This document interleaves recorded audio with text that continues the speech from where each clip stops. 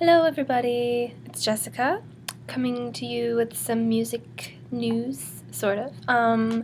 So Alkaline Trio's new album, My Shame Is True, came out Tuesday, the day we've all been waiting for, or maybe just me. But I'm super excited, and then I listened to it, and I'm kind of indifferent toward it, really. It's not bad, but it's not very good. And the sad thing is that it could have been really good with some really simple fixes. Overall, I feel like the songs are pretty strong. It's just that Matt's vocals are so lifeless on this album. Like, the lyrics are really powerful, and then when he sings them, I'm just like, you don't really feel this way, do you? That's how I feel listening to his voice. So, I don't know, I'm kind of bummed about that, but all of Dan's songs are really pretty good. And another problem with the album that could have easily been fixed is that it just sounds really flat. It sounds really compressed. There's not any sort of depth or dynamics to it. And that's just a result of overproduction, which you see in a lot of bands ever since probably, the early 2000s even.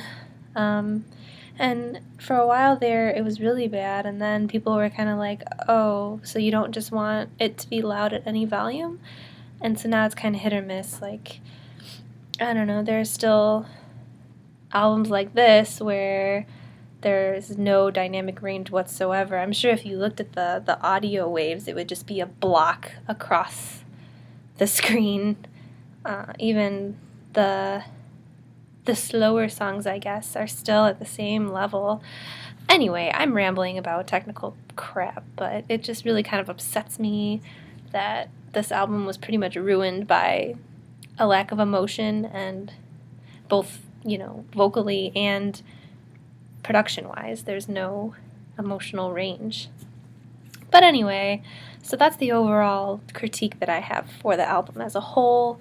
There are some good songs. It starts out with She Lied to the FBI, which I actually really like, but again, I feel like Matt's vocals kind of ruin it for me. It's like this old school punk sounding song. It could have fit in perfectly on Goddammit, or maybe I'll Catch Fire, but it sounds like Crimson sounded, and this song shouldn't be on Crimson. Like, there's just this disconnect between the way the song sounds and the kind of song it is. It's one of those things where I feel like I'll really like these songs live, and I'm going to see them at the end of May, so we'll see. But it just doesn't translate well onto the album, the way that they recorded it.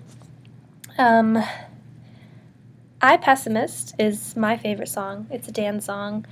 It was actually released by the band a few weeks ago. It's really good. Kiss You to Death I really like. It's kind of, like a girly song. I always like those. Torture Doctor is good. It's always been good. It's good in the context of the rest of the album. It's still one of the stronger songs.